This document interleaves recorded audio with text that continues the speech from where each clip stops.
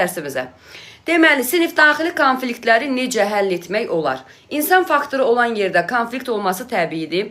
Uşaq uşaqla dalaşa bilər, uşaq uşaqla aqressiv ola bilər, bir-birlərinə belə deyək, indi uşaqların təhqirləri o qədər də ciddi olmur, bəzən olur, amma biz az yaşlı əvvəlcədən bunu nə etməliyik? Bərpa eləmək, bir-birlərini təhqir eləyə bilərlər, nə bilim, bir-birlərinə təzyiq göstərə bilərlər və s. Bu konfliktləri həll eləmək üçün müəllim 3 əsas mexanizmlə yanaşmalıdır. 3 əsas mexanizm konflikti həll eləyir. Sinif iclaslarının keçirilməsi, valideyn yox, sinif iclası, yəni şagirdlərlə sinif iclaslarının keçirilməsi, sonra ortaq yazılı dəyərlər, bir də buzqıran strategiyaları və yaxud da müəllimin özünün xüsusi strategiyaları ola bilər. Əgər müəllim proaktiv müəllimdirsə, iki cür yanaşma var. Proaktiv yanaşma, reaktiv yanaşma. Proaktiv yanaşan müəllim özünün bir B planı var. Həmişə bilir ki, öyrənmə yolunda çətinlik də ola bilər, konflikt ola bilər, xaos ola bilər. Proaktiv müəllim həmişə planlı müəllimdir, hazırdır. Bunu necə həll etməyi yolunu bilir. Reaktiv müəllim isə anında reaksiya verir və o anında reaksiya verdiyi üçün reaktiv müəllimin addımları doğru olmaya bilər. Ona görə də proaktiv müəllim olmalıdır. Səmərəli, belə deyək, peşəkar müəllim proaktiv olmalıdır. Birinci sinif iclaslarından danış. İki uşaq arasında konflikt olub. Əyani nümunə ilə deyim ki, sizə lap aydın olsun. İki uşaq arasında konflikt olubdur. Deyək ki, Əli ilə Əhməd arasında konflikt olubdur. Müəllim necə bunu həll eləməlidir? Sinif iclası çağırır. Çünki konflikt sinifin uşaqlarının yanındadır. Konflikt uzaqda deyil. Konfliktlər adətən nə zaman olur? Tənəffüslərdə, nə bilim, idman dərslərindən uşaq çıxıb sinifə gələndə, pilləkəndə, bufetdə, bəzən dərs vaxtı da ola bilir. Hansısa bir əşya üzərindən kitabı, məsələn, mənim kitabımı götürdü, bu mənim gündəlimi yerə tulladı. Bu cür konfliktlər ola bilir. Dərs vaxtı eləmirik. Dərs vaxtı biz bunu proaktiv yanaşırıq. Çalışırıq ki, tez anında məsələni sakitləşdirək, dərsimizi davam eləyək. Çünki dərsin bir dəqiqəsini belə boşluğa verə bilmərik. Bizim məqsədimiz akademik dərs saatında təlim nəticəsini reallaşdırmaqdır. Dərsdən sonra sinif iclası keçirdirik. Sinif iclası zamanı hər iki uşağı sona qədər dinləyirik. Və sinifdə elə bir ab-hava yaratmalıyıq ki, bütün uşaqlar da bizlə bərabər hər iki uşağı dinləsin. Konflikt necə baş verdi? Başdan axıra qədər dinləyirik, sözünü kəsmirik. Başqasının müdaxilə etməsinə imkan yaratmırıq. Özümüz də müdaxilə eləmirik. Uşaqları mühakimə eləmirik. Sən haqlısan və yaxud da ki, sən haqsızsan, bu cür yanaşmırıq. Sadəcə sona qədər fikirlərini deyirlər. Ondan sonra isə sinifə müraciət edirik ki, uşaqlar, konfliktin hansı həll yolları ola bilər? Əlbəttə ki, uşaqlar əvvəlcədən buna hazırlıqlıdırlar. Müəllim bunu həmişə eləyirsə, uşaqlar artıq bilir ki, bu iclas konflikt həll eləmək üçündür.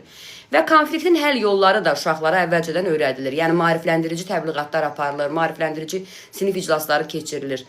Və uşaqlar həll yolları bu cür ola bilər. Üzr istəmək, hadisə yerini tərk etmək, baş verənlərə məhəl qoymamaq, növbəti sinif iclasında gündəliyə əlavə etmək, sakitləşdirmək üçün time-out götürmək, sakitləşmək üçün, yəni birdən 10-a qədər saymaq, sonra qarşı tərəflə əl sıxmaq, başqa bir seçim də ola bilər. Məsələn, bu, gedin sinifdə başqa bir yerdə qucaqlaşın, gəlin, barışın, bu cür seçimlər də ola bilər və s. Yəni, müəllimin özünün kreativ ideyası da ola bilər burada. İlk öncə müəllimin idarəçiliyi ilə gedir bu sinif iclasları. Amma biz elə bir vəziyyətə gətirməliyik ki, şagirdlər özləri belə nə edə bilsinlər? Sinif iclasları təşkil edərək konfliktləri özləri belə həll edə bilsinlər. İkinci həll yolu ortaq dəyərlərdir. Məsuliyyətimizlə bağlı ortaq dəyərlər. Bax, şifahi testlərdə yazır şifahi ortaq dəyərlər. Şifahi yox. Yazılı olmalıdır ortaq dəyərlər. Şifahi ortaq dəyərlər uşağın hamısının yadında qalmır. Amma yazılı ortaq dəyərlər olanda uşaqlar onları istər-istəməz sinifdə o tərəfə, bu tərəfə keçəndə oxuyurlar. Çalışırlar özləri üçün analiz eləsinlər. Bu ortaq dəyərləri izah edirik, sonra onu vururuq əlbəttə ki, divara. Ortaq dəyərlərimizi bir yerdə hazırlayırıq. Necə ki, qaydaları bir yerdə hazırlamışdıq. Davranışla bağlı ortaq dəyərlərimiz nə ola bilər? Hamı öz məsuliyyətini hiss eləməlidir. Mən davranışlarımın məsuliyyətini hiss eləyirəm. Mənim davranışlarımın başqalarına təsiri onların da mənə olan davranışlarına təsir göstərə bilər. Yəni, bu cür ortaq dəyərlər göstəririk. Müəllimlərimizlə, sinif yoldaşlarımızla davranışımız onların bizə olan davranışına mühüm rol oynayır. Ondan sonra sinifdə mühitin olmasında, mühitin sağlam olmasında, ümumiyyətlə, necə bir mühitin olmasında bizim də rolumuz var. Sağlam demirik. Deyirik, sinifdə mühitin yaranmasında bizim də rolumuz var. Sinif otağımızın səliqəli olması, bir-birimizlə effektiv, sağlam münasibətin yaradılmasında bizim də payımız var. Bu cür ortaq dəyərlər yaradırıq uşaqlarla bir yerdə. Və bu dəyərləri də yazılı şəkildə sinifdə bir qıraqdan asırıq.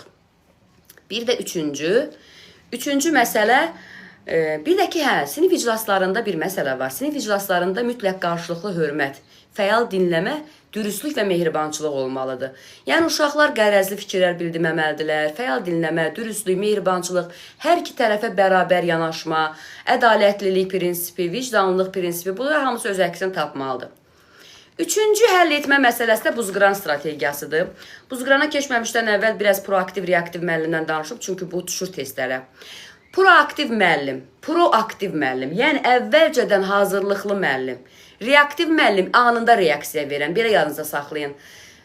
Sinifdə konflikt olub, müəllim nə edəcəyini bilmir. Otur aşağı, sən bu hərəkətin sənin qiymətinə mənfi təsir göstərəcək. Danışma, bu sənin summativ qiymətləndirmənə pis o. Yəni, anında reaksiya verir. Tutaq ki, uşaq qarşı tərəfə hörmətsiz yanaşıbdır. Qarşı tərəfin fikirlərini qəbul eləmir. Deyir, yox, sən düz demirsən, mən deyəndi. Müəllim bu məsələni həll etməyin yolunu bilmir və anında reaksiya verir. Verdiyi reaksiyalar isə ya cəza ilə bağlı olur, yəni sinifi sakitləşdirmək üçün məcburdur ki, hansısa variantlara həll atsın. Amma proaktiv müəllim artıq işini bilən müəllimdir. Onun qaydası var, proseduru var, effektiv sinif münasibətinin qurmasının yollarını bilir, ortaq dəyərləri qurmağın yollarını bilir, konfliktləri həll etməyin yollarını bilir və s. Buzqıran strategiyası nədir? Buzqıran icebreaker deməkdir.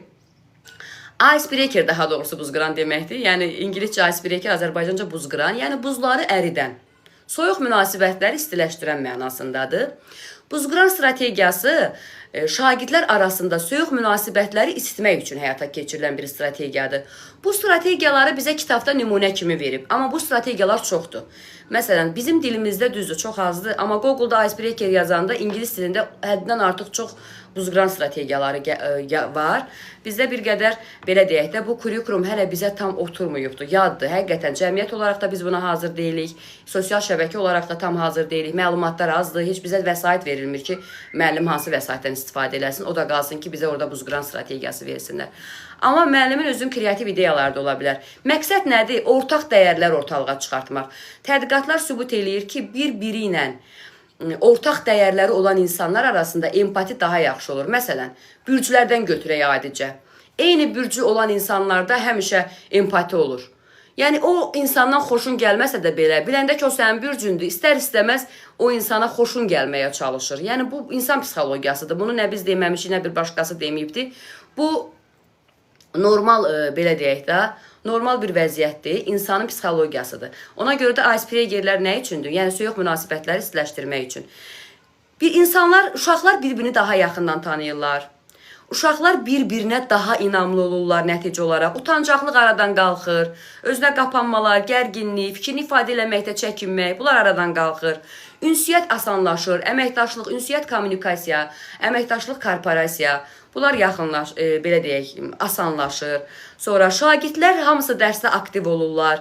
Yəni, belə deyək də, ruhən aktiv olurlar. Artıq sağlam bir münasibət var. Fikirlərini deməkdən qorxmurlar, gülünc obyekti olmaqdan qorxmurlar. Çünki bir-birlərini daha yaxından tanıyırlar və bu onlar arasında isti münasibətlər yaradır.